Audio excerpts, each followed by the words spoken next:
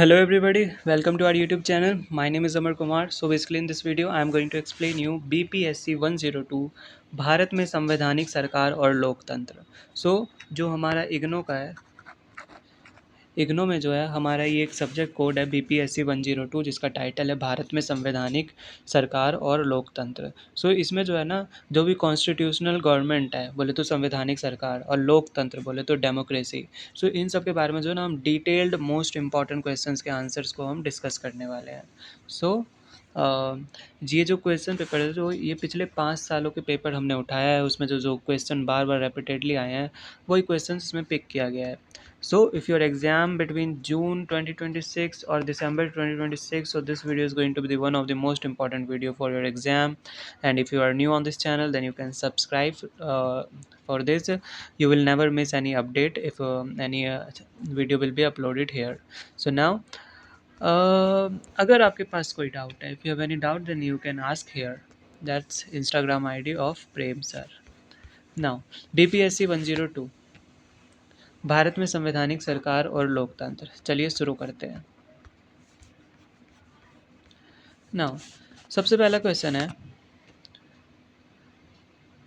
1858 to 1935, 1858 से लेके 1935 के मध्य उपनिवेशिक सरकार द्वारा पारित अधिनियमों के मुख्य लक्षणों की चर्चा कीजिए। यानी जो उपनिवेशिक सरकार थे, उनके इसके मध्य में जो है ना 1858 टू 1935 के मध्य में जो भी जो है ना उपनिवेशिक सरकार द्वारा पारित जो भी अधिनियम थे, उनके जो भी मुख्य लक्षण हैं वो उन पर हमें चर्चा करना है। तो चलिए शुरू करते हैं। 1858 से 1935 के बीच ब्रिटिश सरकार ने भारत में शासन करने के लिए कई कानून बनाए। इस पीरियड में जो है ना, जो ब्रिटिश सरकार का जो राज था, उन्होंने जो है ना बहुत तरीके के कानून बनाए। इन अधिनियमों का मुख्य उद्देश्य भारत पर अपनी पकड़ मजबूत करना था। यानी मेन इंटेंशन था जो भी भारत के ऊपर जो है ना अपनी पकड़ को मजबूत करना था। इसमें 1858 के अधिनियम ने ईस्ट इंडिया कंपनी के शासन को समाप्त कर सत्ता सीधे ब्रिटिश क्राउन के हाथों में सौंप दी। यानी जो 1858 के अधिनियम आए थे, 1858 के जो भी अधिनियम आए थे, इसने जो है ना ईस्ट इंडिया कंपनी के शासन को जो है ना समाप्त कर सत्ता जो है ना सीधे ब्रिटिश क्राउन के हाथों में सौंप दिया। यानी ईस्ट इंडिया कंपनी के से हटा करके डायरेक्ट जो ब्रिटिश क्राउन था उनके हाथों में सौंप दिया था। नौ इसके बाद 1861 और 1892 के भारतीय परिषद अधिनियमों ने धीरे धीरे भारतीयों को विधायी परिषदों में प्रवेश देना शुरू किया। हालांकि उनकी शक्तियां बहुत सीमित थी। 1909 का मार्ले मिंटो सुधार सबसे विवादित था, क्योंकि इसने सांप्रदायिक निर्वाचन प्रणाली बोले तो कम्युनल इलेक्टोरेट की शुरुआत की, जिसे भारत में धार्मिक आधार पर फूट डालने का आधार तैयार किया। नाउ अब बढ़ते हैं। 1919 के मॉन्टेग्यू चेम्सफोर्ड सुधार ने प्रांतों में द्वैध शासन डियार्ची लागू किया। यानी जो 1919 में जो है ना मॉन्टेग्यू चेम्सफोर्ड सुधार में जो है ना इन प्रांतों में द्वैध शासन लाया गया, जिसे डियार्ची कहते हैं, ये सब लागू किया गया था, जिसने शासन के विषय को आरक्षित और हस्तांतरित भागों में बांटा गया। यानी जो भी शासन था उसके विषय को जो है ना बहुत ही आरक्षित तरीके से और हस्तांतरित रूप से बांटा गया था। फिर एट द एंड क्या हुआ, अंततः 1935 का भारत सरकार अधिनियम इस काल का सबसे बड़ा और महत्वपूर्ण कारण बना। यानी जो 1935 का जो भारत सरकार, जो इंडियन गवर्नमेंट अधिनियम जो भी था, इस काल का जो है ना, इस पीरियड का सबसे बड़ा, इस काल का सबसे बड़ा और महत्वपूर्ण कानून था। तो इसने जो है भारत में प्रांतीय स्वायत्तता बोले तो प्रोविंशियल ऑटोनॉमी की शुरुआत की और केंद्र में द्वैध शासन लागू करने का प्रयास किया। इस अधिनियम ने जो है ना एक अखिल भारतीय संघ बोले तो ऑल इंडिया फेडरेशन की स्थापना का प्रस्ताव रखा था, और केंद्र व राज्यों के बीच जो शक्तियों का जो ना स्पष्ट बंटवारा इसमें किया गया था। इन सभी अधिनियमों ने मिलकर जो है ना भारत में एक औपनिवेशिक प्रशासनिक ढांचा तैयार किया, जिसने आधुनिक भारतीय संविधान की जो है ना नींव रखने में भी जो है मदद की थी। नाउ सेकंड क्वेश्चन इज, संवैधानिक सभा की दार्शनिक और वैचारिक पृष्ठभूमि की व्याख्या कीजिए। यानी जो है संवैधानिक सभा, जो कॉन्स्टिट्यूशनल जो सभा था, उनकी जो है हमें दार्शनिक और वैचारिक पृष्ठभूमि की जो है ना व्याख्या करना है। सो भारत संविधान सभा का गठन केवल कानून बनाने के लिए नहीं किया गया, बल्कि इसका यूज़ जो है बल्कि एक नए भारत के सपने को जो है ना साकार करने के लिए भी हुआ था। इसकी अगर हम दार्शनिक पृष्ठभूमि की बात करें, तो दार्शनिक पृष्ठभूमि में जो है ना मुख्य रूप से भारतीय स्वतंत्रता संग्राम के आदर्शों और विश्व के लोकतांत्रिक मूल्यों से प्रेरित थी। इसका सबसे बड़ा आधार क्या था? जो पंडित नेहरू द्वारा जो ना प्रस्तुत जो उद्देश्य प्रस्ताव था, बोले तो ऑब्जेक्टिव्स रिलेशन, उद्देश्य प्रस्ताव बोले तो ऑब्जेक्टिव्स रेजोल्यूशन था। इस प्रस्ताव में जो ना यह स्पष्ट किया गया था कि भारत जो है ना भारत एक स्वतंत्र और संप्रभु गणराज्य होगा, जहां सभी नागरिकों को न्याय, स्वतंत्रता और समानता और बंधुत्व की गारंटी दी जाएगी ना। अब जो है ना इसमें अगर वैचारिक रूप से अगर हम बात करें, तो वैचारिक रूप से जो है संविधान सभा के सदस्य जो है लोकतंत्र और समाजवाद के आदर्शों से प्रभावित थे। यानी डेमोक्रेसी हो गया और समाजवाद हो गए, इन सब के आदर्शों से जो है ना वो बहुत ज़्यादा प्रभावित थे। उन्होंने जो है गांधीवादी विचारों को शामिल करते हुए ग्रामीण स्वशासन, बोले तो पंचायत राज पर भी जोर दिया। वहीं जो है पश्चिमी लोकतंत्र से प्रेरित होकर संसदीय शासन प्रणाली और कानून शासन, बोले तो रूल ऑफ लॉ को अपनाया गया। तो सभा का मुख्य दर्शन विविधता में एकता था। उन्होंने जो है अल्पसंख्यक समुदायों के अधिकारों की सुरक्षा की और सामाजिक न्याय का जो है प्राथमिकता दी थी। यानी जो जो अल्पसंख्यक जो माइनॉरिटी समुदाय थे, उनके जो राइट्स थे उनको जो है ना सेव किया, और सामाजिक न्याय बोले तो जस्टिस की जो है ना प्राथमिकता सबसे पहले दी। संविधान सभा ने किसी एक विचारधारा को नहीं अपनाया।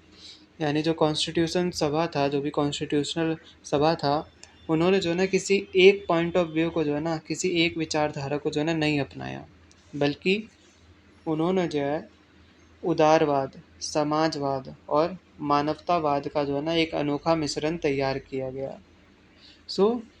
इसी तरह जो है ना संविधान सभा की पृष्ठभूमि बोले तो मानवीय गरिमा और व्यक्ति की स्वतंत्रता को जो है ना सर्वोच्च स्थान देने वाली थी, जो आज भी भारतीय लोकतंत्र का आधार स्तंभ है। अब बढ़ते हैं क्वेश्चन थर्ड में। क्वेश्चन थर्ड में पूछ रहा है, मौलिक अधिकारों के विशिष्ट लक्षणों की चर्चा कीजिए। यानी जो भी मौलिक अधिकार हैं उनके जो भी विशिष्ट लक्षण हैं उन पर हमें चर्चा करना है ना।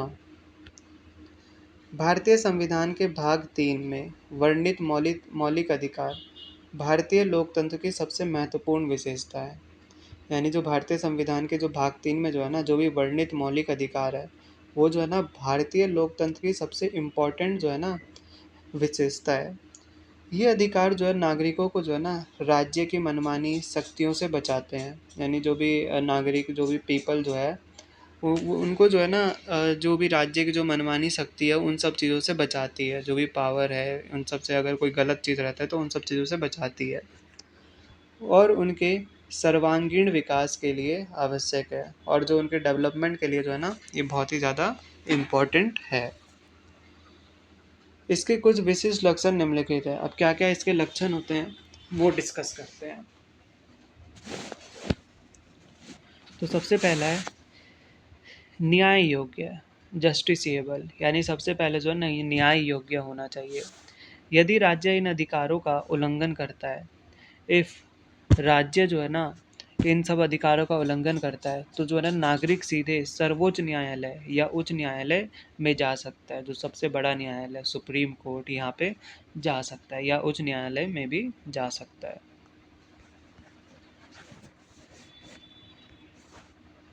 देन अगर हम सेकंड की बात करें, सेकंड में है सीमित नहीं, बोले तो नॉन एब्सोल्यूट, यानी मौलिक अधिकार असीमित नहीं है।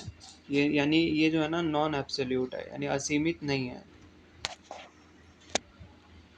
राज्य सार्वजनिक व्यवस्था, नैतिकता और स्वास्थ्य के आधार पर इन पर उचित प्रतिबंध लगा सकता है। यानी जो ये मौलिक अधिकार असीमित नहीं है, और राज्य जो है ना इनके सार्वजनिक व्यवस्था के लिए, नैतिकता के लिए और हेल्थ के लिए जो है ना, इन सब के आधार पर जो है ना अलग अलग जो भी उचित प्रतिबंध है वो लगा सकता है ना।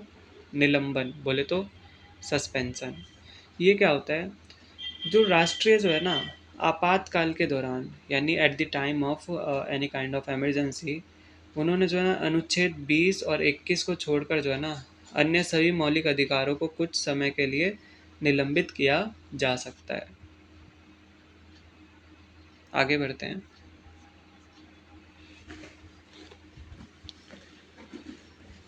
राज्य के विरुद्ध,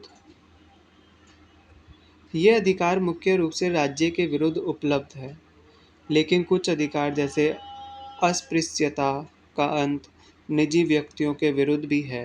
यानी राज्य के विरुद्ध जो है ना ये अधिकार मुख्य रूप से राज्य के विरुद्ध उपलब्ध है, लेकिन कुछ अधिकार जैसे अस्पृश्यता का अंत, इन सब का जो है ना निजी व्यक्तियों के लिए भी विरुद्ध भी है।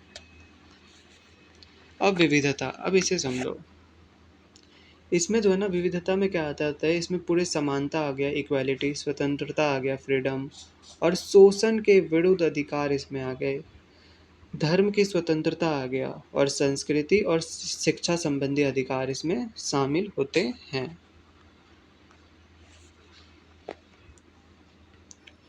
ये अधिकार न केवल राजनीतिक लोकतंत्र को मजबूत करते हैं, यानी ये केवल जो है ना राजनीतिक जो डेमोक्रेसी रहते हैं केवल उन्हीं को मजबूत नहीं करते, बल्कि जो है कानून का शासन भी जो है ना स्थापित करते हैं। सो इनका मुख्य मोटो क्या था, मुख्य उद्देश्य क्या था, कि व्यक्ति की जो है ना गरिमा को बनाए रखना, दैट मीन्स उनका जो भी डिग्निटी है उन सबको बनाए रखना, और समाज में जो है समानता लाना है, ताकि हर नागरिक अपनी क्षमता के अनुसार आगे बढ़ सके। यानी इसमें जो है व्यक्ति की जो भी गरिमा है, जो भी रिस्पेक्ट है, वो सब जो है ना बनाए रखना, समाज में इक्वालिटी लाना, ताकि एवरी पीपल की जो भी हर व्यक्ति की जो है ना क्षमता के अनुसार वो आगे बढ़ सके।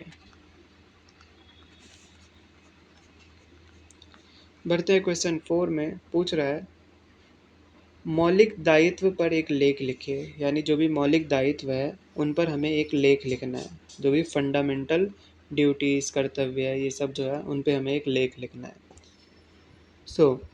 भारतीय संविधान में केवल अधिकार ही नहीं बल्कि नागरिकों के लिए मौलिक कर्तव्य, बोले तो फंडामेंटल ड्यूटीज़ भी दिए गए हैं। ये कर्तव्य क्या करते हैं? संविधान में अनुच्छेद 51 ए के तहत भाग 4 ए में शामिल किए गए हैं। यानी ये आर्टिकल 51 ए के तहत जो है पार्ट 4 ए में शामिल किए गए हैं।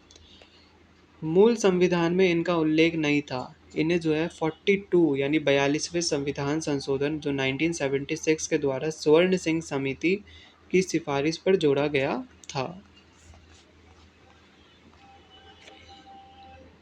मौलिक कर्तव्यों का विचार सोवियत संघ के संविधान से प्रेरित है। इन कर्तव्यों का मुख्य उद्देश्य नागरिकों में देशभक्ति और राष्ट्र के प्रति जिम्मेदारी की भावना विकसित करना है। ये कर्तव्य हमें याद दिलाते हैं कि यदि हमें देश से अधिकार मिलते हैं तो देश के प्रति हमारे कुछ उत्तरदायित्व हैं। क्या क्या हैं?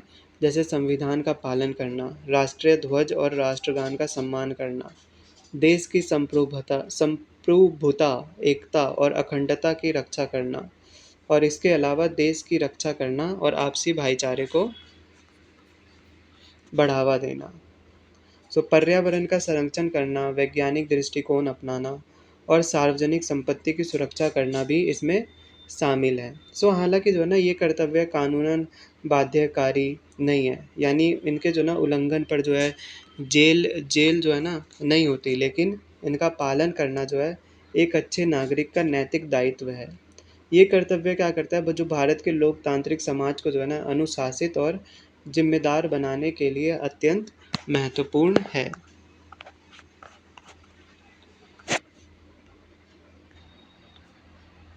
अब बढ़ते हैं क्वेश्चन नंबर 5 में। क्वेश्चन नंबर 5 कह रहा है, भारत की संसद में विधायिका की प्रक्रिया की चर्चा कीजिए। यानी जो जो भी भारत का संसद है, राइट, उसमें जो विधायिका बोले तो विधायिका होती है, उनकी प्रक्रिया जो भी है उन पे हमें डिस्कशन करना है। भारत में संसद द्वारा कानून बनाने के लिए प्रक्रिया एक निश्चित संवैधानिक ढांचे का पालन करती है, यानी एक पर्टिकुलर कॉन्स्टिट्यूशनल पैटर्न का यहाँ पे जो नियमों का जो है ना पालन किया जाता है। इस प्रोसेस में जो है ना मुख्य मुख्य रूप से कुछ चरण होते हैं, वो निम्नलिखित तरीके के होते हैं, अब उन्हें समझते हैं। सबसे पहले आ जाते हैं विधेयक का प्रस्ताव, बोले तो इंट्रोडक्शन। ना, कानून बनाने की शुरुआत सांसद के किसी भी सदन, बोले तो लोकसभा या राज्यसभा में विधेयक पेश करने करके होती है। यानी सबसे पहले जो है ना विधेयक का प्रस्ताव आता है, बोले तो इंट्रोडक्शन। यानी कानून बनाने की शुरुआत जो है ना संसद के किसी भी सदन, बोले तो लोकसभा हो गया या राज्यसभा हो गया, राइट। उसमें जो विधेयक की जो है ना पेश करके होती है। यह विधेयक सरकारी मंत्री द्वारा या गैर सरकारी सांसद द्वारा हो सकता है। देन सेकंड, प्रथम वाचन, बोले तो फर्स्ट रीडिंग। इसमें क्या होता है, इसमें जो विधेयक का जो है ना शीर्षक और उद्देश्य जो है सदन के पटल पर रखा जाता है, और इस स्तर पर कोई चर्चा नहीं होती। फिर आते हैं द्वितीय वाचन, जब सेकंड रीडिंग आता है, तो सेकंड रीडिंग में क्या होता है, ये जो है ना सबसे इम्पोर्टेंट लेवल है, इम्पोर्टेंट चरण है। यहाँ जो है विधेयक के जो है ना हर खंड पर जो है ना विस्तृत चर्चा होती है। यदि आवश्यक हो तो विधेयक को जो है ना प्रवर समिति, बोले तो सेलेक्ट कमेटी के पास भेजा जाता है, ताकि खामियों को सुधारा जा सके। देन तृतीय वाचन, बोले तो थर्ड रीडिंग में क्या आता है, यहाँ पे जो है ना, यहाँ विधेयक को जो है ना पूरे तौर पर स्वीकार या अस्वीकार करने के लिए मतदान कराया जाता है। यदि सदन जो है इसे बहुमत से पास कर देता है, तो इसे दूसरे सदन में भेजा जाता है। देन फिफ्थ पॉइंट इज दूसरे सदन की प्रक्रिया, यानी दूसरा सदन भी जो है ना वही प्रक्रिया दोहराता है। यदि दोनों सदनों में मतभेद हो तो संयुक्त बैठक, बोले तो जॉइंट सिटिंग बुलाई जा सकती है। देन सिक्स इज राष्ट्रपति की स्वीकृति, यानी अंत में जो है ना विधेयक जो है राष्ट्रपति की अनुमति के लिए भेजा जाता है। उनकी अगर प्रेसिडेंट की जो है ना अगर सहमति के बाद जो है ना वह जो है ना एक कानून यानी एक अधिनियम बन जाता है। यह प्रक्रिया सुनिश्चित करती है कि कानून बनाने से पहले हर पहलू पर जो है गहराई से विचार किया जाए। अब बढ़ते हैं हम अपने क्वेश्चन नंबर 6 पे। क्वेश्चन नंबर 6 में पूछ रहा है, भारत के संविधान में केंद्र और राज्यों के मध्य शक्ति विभाजन की चर्चा कीजिए। यानी जो इंडियन कॉन्स्टिट्यूशन जो है उसमें सेंटर और स्टेट के मध्य है, बोले तो सेंटर बोले तो केंद्र, और राज्य बोले तो स्टेट। इन दोनों के बीच में जो है ना जो भी शक्ति विभाजन है, जो भी पावर का डिवीज़न है, उस पर हमें चर्चा करना है। तो चलिए शुरू करते हैं। भारतीय संविधान में संघ और राज्यों के बीच शक्तियों का स्पष्ट बंटवारा किया गया है। इससे क्या होता है, ताकि शासन व्यवस्था जो है ना सुचारू रूप से चले, यानी एक प्रॉपर रूप से चले। तो इसके लिए जो है संविधान की 7वीं अनुसूची में जो है ना 3 सूचियों का उल्लेख हुआ है, जो केंद्र और राज्य के कार्य क्षेत्र को परिभाषित करती है, जिसमें जो है सेंटर और गवर्नमेंट और स्टेट गवर्नमेंट के जो भी कार्य क्षेत्र है उनको परिभाषित करता है। तो सबसे पहले आ जाता है अपना संघ सूची, बोले तो यूनियन लिस्ट। मतलब इस सूची में बेसिकली क्या होता है, इस सूची में जो है ना ऐसे विषय शामिल हैं जो राष्ट्रीय महत्व के हैं। जैसे राष्ट्रीय महत्व में कौन कौन आ गए, रक्षा की बात हो गई, विदेश मामले हो गए, बैंकिंग हो गई, मुद्रा हो गई और परमाणु ऊर्जा हो गया। सो इन पर कानून बनाने का जो है ना अन्य अधिकार केवल केंद्र सरकार के पास है। यानी इन सब पर्टिकुलर टॉपिक पे कानून जो है केवल कौन बना सकता है, केंद्र सरकार। Okay, central government. सो अब बढ़ते हैं आगे। राज्य सूची, बोले तो स्टेट लिस्ट। सो इसमें स्थानीय महत्व के विषय शामिल हैं। स्थानीय महत्व के विषय जैसे शामिल हो गए, जैसे हो गया पुलिस हो गया, जेल हो गया और स्थानीय स्वशासन हो गया, कृषि हो गया और स्वास्थ्य हो गया। सो इन पर जो है ना आमतौर पर राज्य सरकारें ही कानून बनाती है। यानी जो स्टेट गवर्नमेंट है only they make the laws on this particular topic. अब बढ़ते हैं समवर्ती सूची, जिसमें दोनों आ जाएंगे, जिसमें दोनों को मिलकर काम करना होता है। सो समवर्ती सूची, बोले तो कॉन्करेंट लिस्ट। यानी कि इस सूची में जो है ना शिक्षा का बात हो गया, वन का बात हो गया, या विवाह की बात हो गई, या उत्तराधिकार जैसे विषय हैं। सो इन पर जो है ना केंद्र और राज्य दोनों कानून बना सकते हैं। यानी सेंट्रल गवर्नमेंट भी कानून बना सकते हैं और स्टेट गवर्नमेंट भी कानून बना सकते हैं। सो दोनों कानून बना सकते हैं। लेकिन अगर कभी विवाद होता है, यानी इन दोनों के बीच में क्या होता है, मतभेद होता है। सो मतभेद में अगर होता है तो हमेशा के लिए जो केंद्र, जो सेंट्रल गवर्नमेंट का कानून है वही माना जाएगा। इसके अतिरिक्त अवशिष्ट शक्तियाँ, बोले तो रेजिडुअल पावर्स, जो केंद्र सरकार के पास होती है, यानी वे विषय जो इन तीनों सूचियों में नहीं है, सो उन पर कानून बनाने का हक केवल केंद्र का है। यह विभाजन जो है भारतीय संघवाद, बोले तो फेडरलिज्म का आधार है, जो केंद्र को मजबूत रखते हुए भी जो है ना राज्यों को उनकी सीमा में स्वायत्तता प्रदान करता है। अब बढ़ते हैं हम अपने क्वेश्चन नंबर 7 में। क्वेश्चन नंबर 7 में पूछ रहा है भारतीय संविधान की मुख्य विशेषताओं का वर्णन कीजिए। यानी जो अपना इंडियन कॉन्स्टिट्यूशन जो है उनकी जो भी मुख्य विशेषताएं हैं उन पे हमें चर्चा करना है।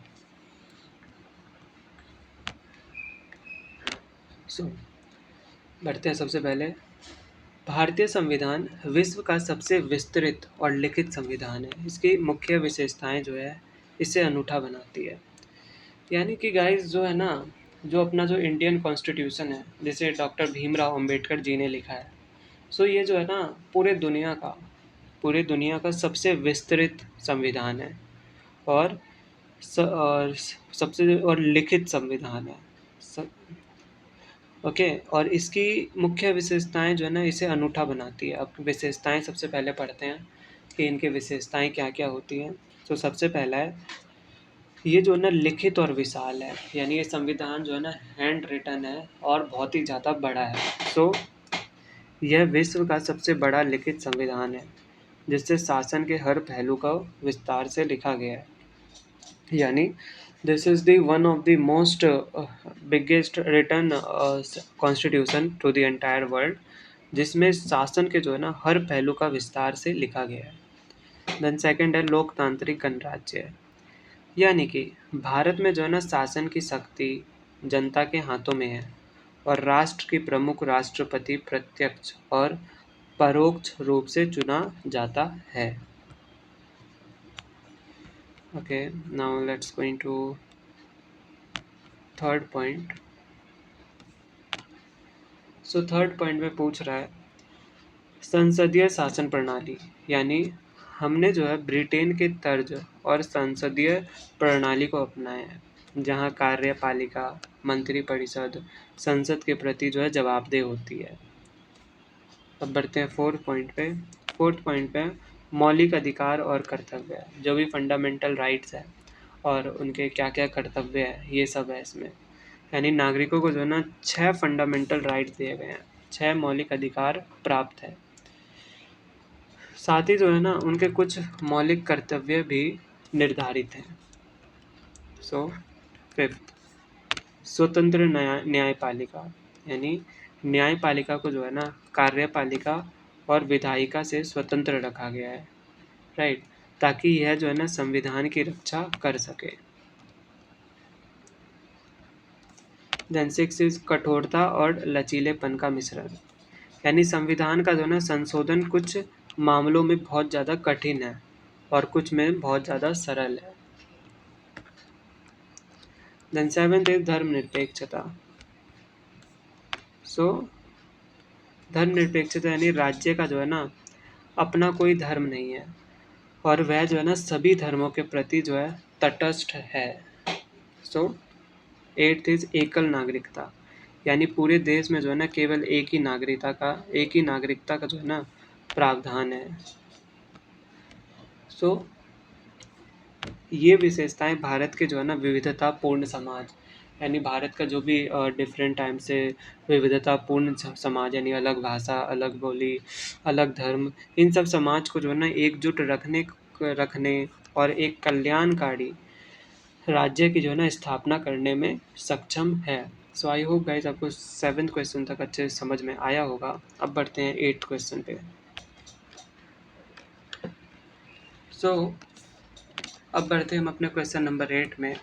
सो क्वेश्चन 8 में पूछ रहा है भारतीय संविधान के बुनियादी दार्शनिक सिद्धांतों का वर्णन कीजिए, यानी जो भी अपने जो इंडियन कॉन्स्टिट्यूशन के जो है ना जो भी बुनियादी दार्शनिक सिद्धांत है उन पे हमें डिस्कशन करना है। सो भारतीय संविधान केवल कानूनों का संग्रह नहीं है, यानी this is not only the combining of loss, rules and loss, बल्कि जो है ना यह एक दार्शनिक दस्तावेज है जो देश के जो है मूल्यों को दर्शाता है, राइट।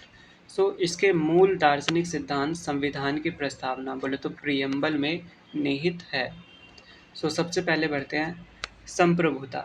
तो संप्रभुता में क्या होता है, भारत जो है ना अपने आंतरिक और बाहरी मामलों में जो है ना निर्णय लेने के लिए पूरी तरह स्वतंत्र है, यानी जो भी उन्हें डिसीजन लेना है आंतरिक और बाहरी मामलों में निर्णय लेने के लिए दे आर टोटली फ्रीडम, यानी उन्हें वो जो है ना पूरी तरह से स्वतंत्र है।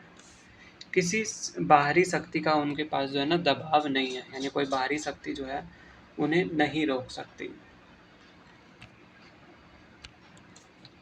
देन समाजवाद, यानी इसका उद्देश्य जो है ना आर्थिक असमानता को कम करना और सभी नागरिकों को जो है ना समान अवसर प्रदान करना होता है। देन पंथ निरपेक्षता बोले तो धर्म निरपेक्षता, यानी जो है राज्य सभी धर्मों का समान सम्मान करता है और जो है किसी भी धर्म को जो है ना राज्य का धर्म घोषित नहीं करता। सो दैट इज कॉल्ड धर्म निरपेक्षता, यानी सभी धर्मों का सम्मान होगा, यानी सभी अपना धर्म मान सकते हैं और किसी भी धर्म और राज्य का धर्म जो है ना घोषित नहीं करना, यानी और किसी भी धर्म को राज्य का धर्म घोषित नहीं करता। ओके। नाउ लोकतंत्र बोले तो डेमोक्रेसी, यानी जो है शासन का जो है ना बागडोर जनता द्वारा चुने गए प्रतिनिधियों के हाथ में है, यानी जो लोग शासन करेंगे, जो देश की अर्थव्यवस्था को संभालेंगे, वो कौन होंगे, जो जनता चुनेंगे।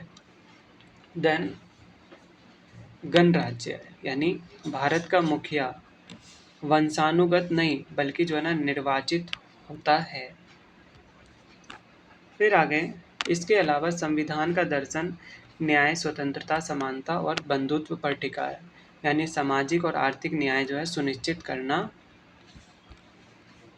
विचारों की अभिव्यक्ति की स्वतंत्रता देना और व्यक्ति की गरिमा को सर्वोच्च स्थान देना और मुख्य सिद्धांत है स्थान देना इसके मुख्य सिद्धांत है।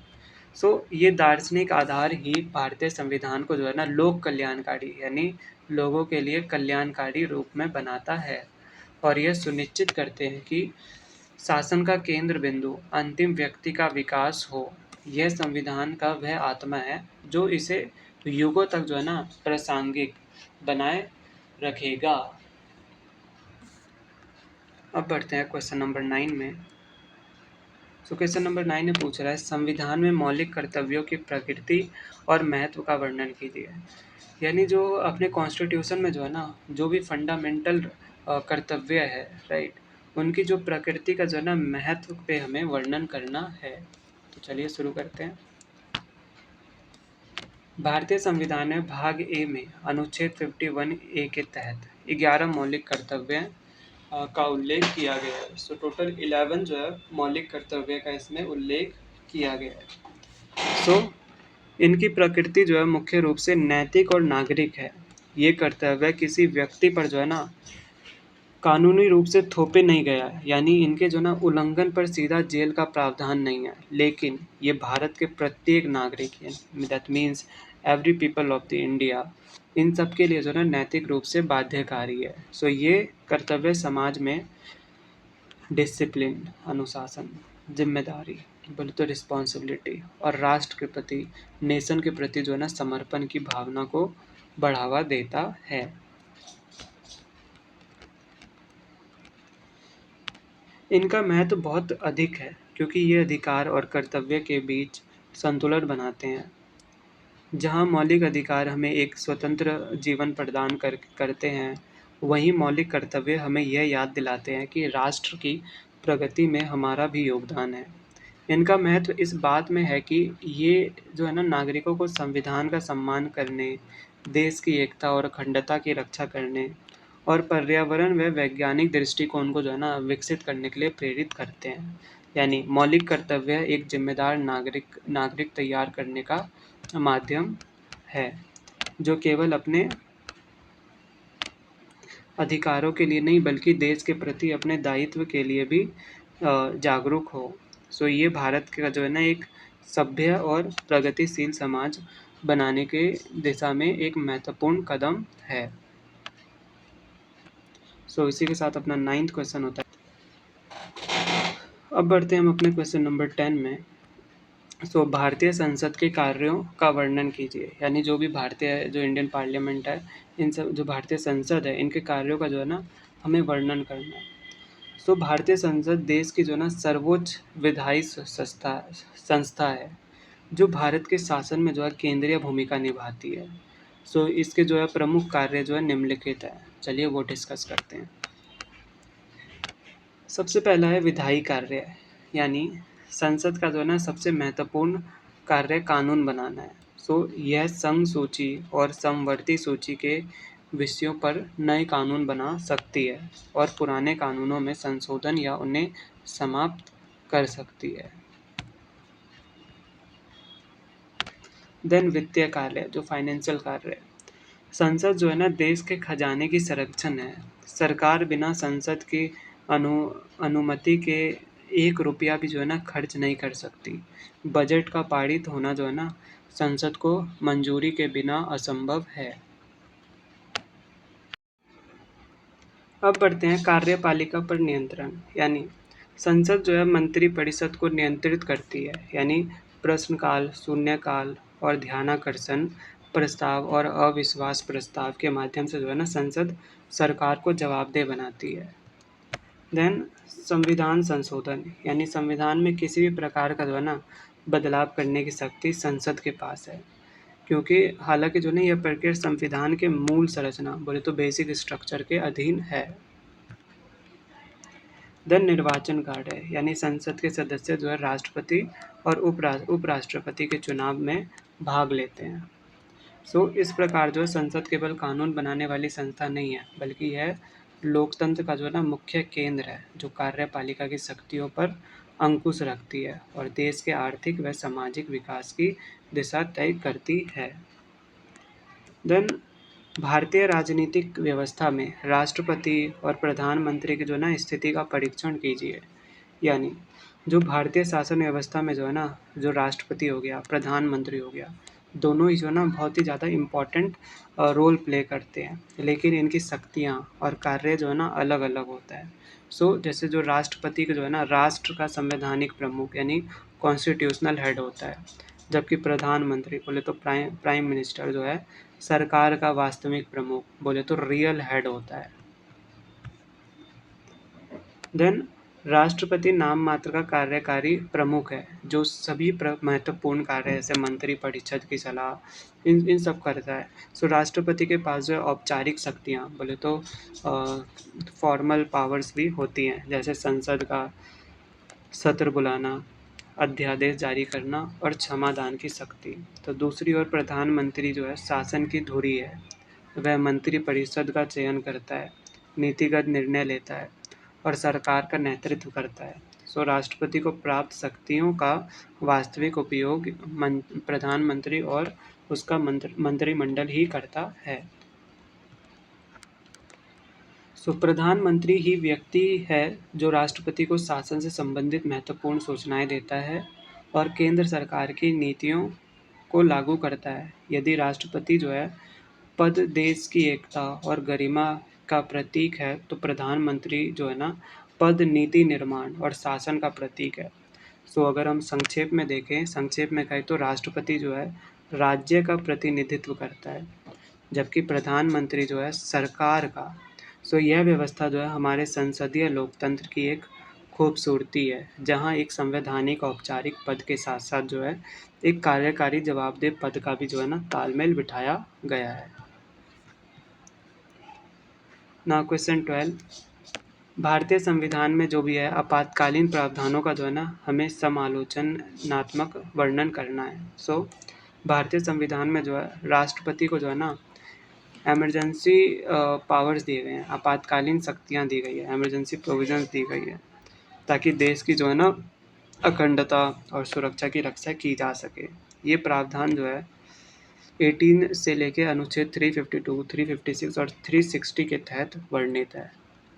सो राष्ट्रीय आपातकाल बोले तो अनुच्छेद 352 में यह युद्ध जो है ना ब्राह्म आक्रमण या सशस्त्र विद्रोह के आधार पर लगाया गया है। सो इससे जो है ना केंद्र सरकार शक्तिशाली हो जाती है और राज्यों की शक्तियाँ जो है ना सीमित हो जाती है। देन राष्ट्रपति शासन अनुच्छेद 356, यदि किसी राज्य में जो है ना संवैधानिक तंत्र विफल हो जाए, तो राज्य जो है सरकार को जो है ना बर्खास्त कर जो है ना राष्ट्रपति शासन लागू किया जा सकता है। देन वित्तीय आपातकाल जो आर्टिकल 360 है, यदि देश की वित्तीय स्थिरता खतरे में हो तो तब इसे लगाया जाता है। सो अगर सबका समालोचन करें, सो इन प्रावधानों का जो है ना मुख्य उद्देश्य जो है देश को जो संकट से बचाना है, लेकिन आलोचकों का मानना है कि इनका जो है ना दुरुपयोग किया जा सकता है।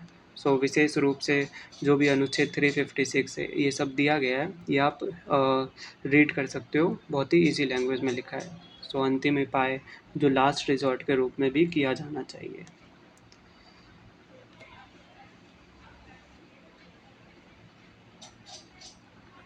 अब बढ़ते हैं क्वेश्चन नंबर 13 में, संविधान सभा के वैचारिक अभिविन्यास को आकार देने वाले कारकों की व्याख्या कीजिए। यानी जो है ना कॉन्स्टिट्यूशनल सभा जो होता है उनमें जो वैचारिक अभिविन्यास को आकार देने वाले जो है ना कारकों की हमें व्याख्या करना है। सो भारतीय संविधान सभा का वैचारिक स्वरूप अचानक नहीं बना, बल्कि यह कई ऐतिहासिक और राजनीतिक कारकों का परिणाम था।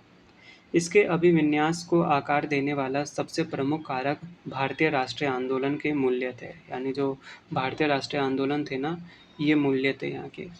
स्वतंत्रता संग्राम के दौरान अपनाए गए लोकतांत्रिक, धर्मनिरपेक्ष और समाजवादी सिद्धांतों ने संविधान की नींव रखी। यानी जो डेमोक्रेसी था और धर्मनिरपेक्ष था, समाजवादी था, ये बहुत ही ज़्यादा इम्पोर्टेंट रोल प्ले किया संविधान में। दूसरा सबसे इम्पोर्टेंट था विश्व के अन्य संविधानों का अध्ययन था इसमें। यानी संविधान निर्माताओं ने जो है ना ब्रिटिश संसदीय प्रणाली, अमेरिकी मूल्य, यानी जो है ना अलग अलग देश के जो है ना जो भी नीति निर्देशक तत्व हो गए, कनाडा का हो गया, जैसे सफल प्रयोगों का जो है ना भारतीय परिस्थितियों के अनुकूल ढालकर अपनाया। अब तीसरा सबसे इम्पोर्टेंट था विविधता और सामाजिक न्याय मिलना। यानी भारत जो है ना एक विशाल और विविध देश था, जहाँ जाति, धर्म और भाषा के आधार पर जो है ना गहरे विभाजन थे। सो सभा का वैचारिक रूप समावेशी था, जिसमें अल्पसंख्यकों के अधिकारों की रक्षा और दलितों के जो है ना उत्थान को प्राथमिकता दी। सो एट द एंड विभाजन की जो है ना त्रासदी ने ने भी जो है सभा को प्रभावित किया। देश के बंटवारे के दर्द ने सदस्यों को एक मजबूत केंद्र की जो है ना आवश्यकता का अनुभव कराया, ताकि देश की एकता बनी रहे। सो इस तरह जो है संविधान सभा का दर्शन परंपरा और आधुनिकता का जो है ना मिश्रण था, जिसने एक औपनिवेशिक विरासत वाले राष्ट्र को जो है ना एक आधुनिक लोकतांत्रिक गणराज्य में बदलने का मार्ग प्रशस्त किया था। देन भारतीय संविधान की छठी अनुसूची की विशेषताओं का विश्लेषण कीजिए। जो सिक्स्थ अनुसूची थी उनकी विशेषताओं का हमें वर्णन करना है, विश्लेषण करना है। भारतीय संविधान की जो छठी अनुसूची थी, अनुच्छेद 244 पार्ट 2 और 275 क्लॉज 1, इन सब का जो ना मुख्य रूप से जो पूर्वोत्तर भारत के जो है ना 4 राज्य, जैसे वो हो गए असम, हो गए मेघालय, त्रिपुरा और मिजोरम, यहाँ की जो है ना जनजातियाँ जो थे, ट्राइबल, उन सब क्षेत्रों के जो है ना प्रशासन के लिए एक विशेष प्रावधान बनाए गए, यानी इसके मुख्य विशेषताएं बनाई गई। तो सबसे पहला हो गया स्वायत्त जिला परिषद एडीसी, यानी इन क्षेत्रों में जो है स्वायत्त जिला परिषदों का, स्वायत्त क्षेत्रीय परिषदों का गठन किया जाता है, का गठन किया जाता है। इनके पास विधायी, न्यायिक और प्रशासनिक शक्तियाँ होती है। देन स्वशासन का अधिकार इन्हें दिया गया, यानी ये परिषद अपने क्षेत्रों में जो है ना भूमि, वन, नहरों, सामाजिक रीति रिवाजों और विवाहों से संबंधित जो है ना कानून बना सकते हैं। यह उन्हें अपनी सांस्कृतिक पहचान और परंपराओं को सुरक्षित रखने की शक्ति देता है। देन न्यायिक शक्तियाँ इन्हें मिलता है। देन विनियम शक्ति इन्हें मिलता है। ये आप रीड कर सकते हो, बहुत ही इजी लैंग्वेज में लिखा हुआ है।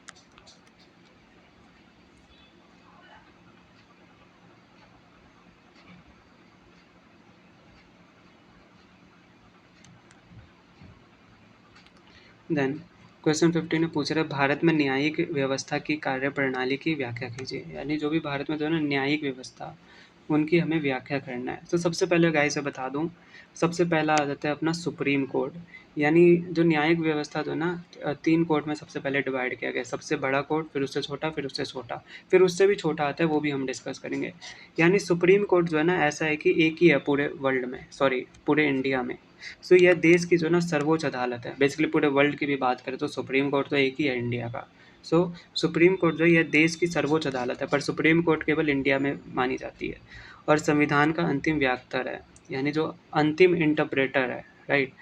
यानी ये सबसे टॉप पे, यानी इसके बाद कोई यहीं पे जो है ना फाइनल रूल बनेगा अगर आप कहीं से सहमत नहीं हो। फिर हर स्टेट का जो है ना अपना एक हाई कोर्ट होता है, वहाँ पर आप ये जा सकते हो। फिर हर स्टेट के जो डिस्ट्रिक्ट रहता है वहाँ पर होता है जिला और अधीनस्थ न्यायालय। इस तरीके से कोर्ट का पूरा सिस्टम है। आप ये रीड कर सकते हो, बहुत ही ईजी लैंग्वेज में है। देन प्रशासनिक और वित्तीय मामलों में केंद्र राज्य संबंधों का समालोचन परीक्षण कीजिए, यानी जो भी प्रशासनिक कार्य हो गया, वित्तीय मामले, फाइनेंशियल मैटर हो गया, इन सब में जो है केंद्र और स्टेट संबंधों का जो है ना समालोचन हमें परीक्षण करना है। भारतीय संघवाद में केंद्र और राज्यों के बीच जो है ना प्रशासनिक और वित्तीय संबंध अत्यंत महत्वपूर्ण है। प्रशासनिक संबंध में क्या आ जाता है, संविधान के अनुसार जो राज्यों को जो है ना अपनी कार्यकारी शक्तियों का प्रयोग इस तरह करना होता है कि वे संसद द्वारा बनाए गए कानूनों का पालन सुनिश्चित करें। यानी जो है केंद्र सरकार, जो सेंट्रल गवर्नमेंट जो है, वो स्टेट गवर्नमेंट को जो है ना आवश्यक निर्देश दे सकती है, राज्य को आवश्यक निर्देश दे सकती है, यदि राज्य इन निर्देशों का पालन ना करे तो। ये सब आप रीड कर सकते हैं। देन फाइनेंशियल संबंध की बात करें तो भारत में जो है ना वित्तीय शक्ति केंद्र के पक्ष में झुकी हुई है। कर एकत्र करने के अधिकांश बड़े स्रोत जैसे आयकर, निगम कर और केंद्र के पास है, जबकि राज्यों के पास सीमित राजस्व के स्रोत। बोले तो वित्त आयोग का गठन केंद्र और राज्यों के बीच करों के बंटवारे के लिए किया गया जाता है। देन समालोचन, बोले तो आलोचक मानते हैं कि यह व्यवस्था राज्यों को केंद्र पर वित्तीय रूप से निर्भर बना देती है। राज्य अक्सर अपने जो है ना विकास कार्यों के लिए केंद्र के अनुदान पर निर्भर रहते हैं। हालांकि एक विशाल देश की एकता के लिए केंद्र का मजबूत होना आवश्यक है। फिर भी राज्यों की स्वायत्तता बनाए रखने के लिए सहकारी संघवाद, बोले तो कोऑपरेटिव फेडरलिज्म की दिशा में जो है ना अधिक प्रयास करने की आवश्यकता है। फिर भारत के संविधान के दार्शनिक आधारों की हमें व्याख्या करना है। भारत के संविधान के जो भी दार्शनिक दर्शन है, न्यायपूर्ण, स्वतंत्र, समान और बंधुत्वपूर्ण समाज, तो इन सब के निर्माण के जो ना संकल्प पर आधारित है। तो इसका सबसे स्पष्ट और प्रस्तावना बोले तो प्रियम्बल है, जो संविधान के लक्ष्यों और आदर्शों को परिभाषित करती है। इसका पहला दार्शनिक आधार लोकतंत्र है, जो यह सुनिश्चित करता है कि शासन का अंतिम स्रोत भारत की जनता है, यानी एट द एंड शासन कौन करता है, अंतिम स्रोत कौन है, the people of India, Bharat की जनता। दूसरा मुख्य आधार पंथ निरपेक्षता है, जो राज्य को किसी एक धर्म से नहीं जोड़ता, बल्कि सभी धर्मों के प्रति समान सम्मान की नीति अपनाता है। देन आप ये रीड कर सकते हो, बहुत ही इजी लैंग्वेज में लिखा है। और अगर आपको ये पीडीएफ चाहिए, सो व्हाट्सएप नंबर डिस्क्रिप्शन में मेंशन है, आप वहाँ से डायरेक्टली ले सकते हो।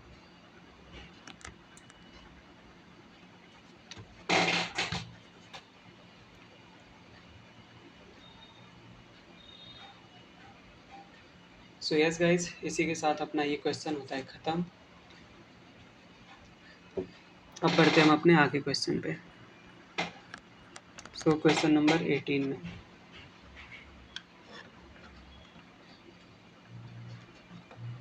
सो 18 में हमसे पूछ रहा है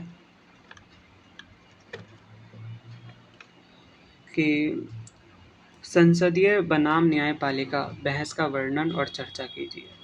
यानी जो भी संसदीय बनाम न्यायपालिका है, उन पे जो भी डिबेट होता है, संसदीय बनाम न्यायपालिका, उन सब पे हमें वर्णन करना है। तो सबसे पहले संसदीय सर्वोच्चता आ गया, फिर न्यायिक सर्वोच्चता आ गया। सो इन पर जो है ना बहस लंबे समय से चल रहा है। सो संसदीय प्रणाली में जो है ना संसद को कानून बनाने की सर्वोच्च शक्ति प्राप्त है, जबकि न्यायपालिका को जो है संविधान की व्याख्या करने और कानूनों की समीक्षा करने का अधिकार है। सो यह बहस जो है तब उत्पन्न होती है जब संसद द्वारा बनाया गया कोई कानून नागरिकों के मौलिक अधिकारों का हनन करता है या संविधान की भावना के खिलाफ होता है। सो इस विवाद का जो है मुख्य बिंदु क्या था, आर्टिकल 368 के तहत जो है संसद की जो है ना संविधान संशोधन शक्ति है, यानी न्यायपालिका के केशव नंद भारती मामले, ये एक केस है जिसमें केशव नंद भारती मामले जो 1973 में जो है ना ऐतिहासिक फैसला हुआ था, उसमें संविधान के मूल ढांचे में बोले तो बेसिक स्ट्रक्चर का सिद्धांत दिया गया था। सो ये सब आप रीड कर सकते हैं, बहुत ही ईजी लैंग्वेज में है।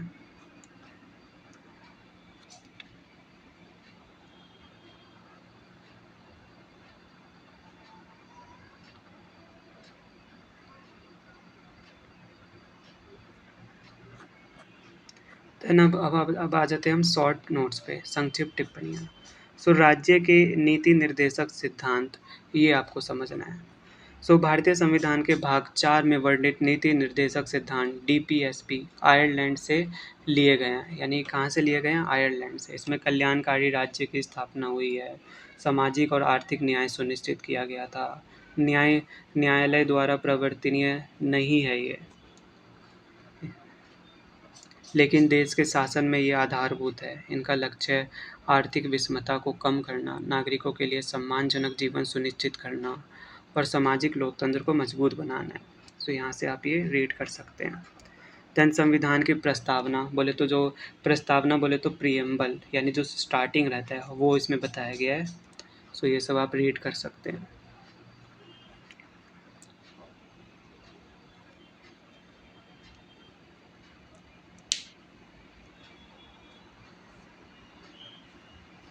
अब बढ़ते हैं न्यायिक पुनरावलोकन, यानी न्यायिक पुनरावलोकन बोले तो जुडिशियल रिव्यू।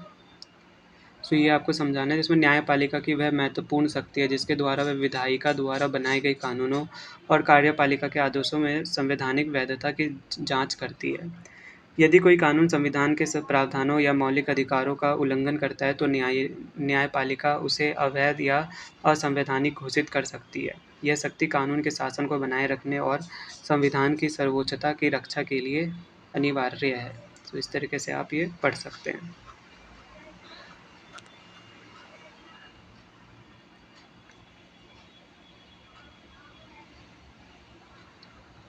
फिर समानता का अधिकार बहुत ही ईजी है, जिसमें अनुच्छेद 14 से अनुच्छेद 18 में वर्णित समानता का अधिकार बताया गया है।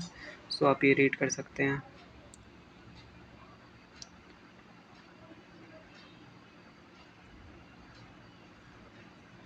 देन स्थानीय स्वशासन बोले तो LSG का कार्य है। भारत में स्थानीय स्वशासन का मुख्य कार्य लोकतंत्र को जमीनी स्तर पर मजबूत बनाना है। इसका उद्देश्य शासन का विकेंद्रीकरण करना है ताकि स्थानीय लोग अपनी समस्याओं का प्रबंधन समन्वय कर सकें, यानी नीचे से ऊपर तक पावर देना। इसके कार्यों में सड़कों का निर्माण, प्राथमिक शिक्षा, स्वास्थ्य सेवाएं, पेयजल और स्वच्छता का प्रबंधन शामिल है। LSG के माध्यम से स्थानीय स्तर पर संसाधन का उचित वितरण होता है और जनता की सक्रिय भागीदारी बढ़ती है। यह व्यवस्था नागरिकों को निर्णय लेने की प्रक्रिया में शामिल करके उन्हें उत्तरदायी और जागरूक बनाती है, जिससे क्षेत्रीय विकास की गति तीव्र होती है और लोक का शासन में विश्वास बढ़ता है। देन पंचायती राज संस्थाएं बोले तो PRIS। पंचायती राज संस्थाएं भारत में ग्रामीण शासन का अधिकार है, जिन्हें 73rd संविधान संशोधन में 73वें संविधान संशोधन जो 1992 द्वारा संवैधानिक दर्जा मिला था इसको। इनका त्रिस्तरीय ढांचा, जैसे जो 3 स्तर में कौन कौन आ गए, ग्राम पंचायत, पंचायती समिति, देन जिला परिषद। ये तीनों आते थे। ग्राम विकास की योजनाओं को लागू करता है। इनका मुख्य उद्देश्य क्या था, जमीनी स्तर पर लोकतंत्र को स्थापित करना और ग्रामीण विकास को गति देना है। इन संस्थाओं में आरक्षण के माध्यम से महिलाओं और वंचित वर्गों को नेतृत्व का अवसर मिलता है, जिससे वे राजनीति रूप में सशक्त होते हैं। यह व्यवस्था जो है ग्रामीण भारत के प्रशासनिक कार्यों को स्थानीय लोगों के हाथों में सौंप कर जो है ना स्वशासन को साकार करने का महत्वपूर्ण माध्यम है। अगर क्रिप्स मिशन की बात करें, ये 1942 द्वितीय विश्व युद्ध के दौरान भारत आया क्रिप्स मिशन, जिसका नेतृत्व सर स्टैफोर्ड क्रिप्स ने किया था। इसका मुख्य उद्देश्य युद्ध में जो है ना भारतीयों का समर्थन प्राप्त करना था। मिशन ने जो युद्ध के बाद जो है ना भारत को डोमिनियन स्टेटस यानी अधिराज्य का दर्जा देने और संविधान सभा के गठन का जो है ना प्रस्तावना रखा। हालांकि जो है कांग्रेस और मुस्लिम लीग जो है ना दोनों ने इस मिशन को अस्वीकार कर दिया, क्योंकि इसमें स्वतंत्रता की जो है ना कोई स्पष्ट समय सीमा नहीं थी और विभाजन की संभावना थी। इस मिशन की विफलता ने जो है ना भारत में जो है भारत छोड़ो आंदोलन की शुरुआत करने की पृष्ठभूमि तैयार की और ब्रिटिश शासन के अंत का मार्ग प्रशस्त किया। यस गाइस, इसी के साथ अपना नोट्स होता है ख़त्म। आई होप आपको ये पूरी तरह से समझ में आया होगा। All the best for exam. मिलते हैं किसी नई वीडियो में, तब तक के लिए बाय बाय, टेक केयर।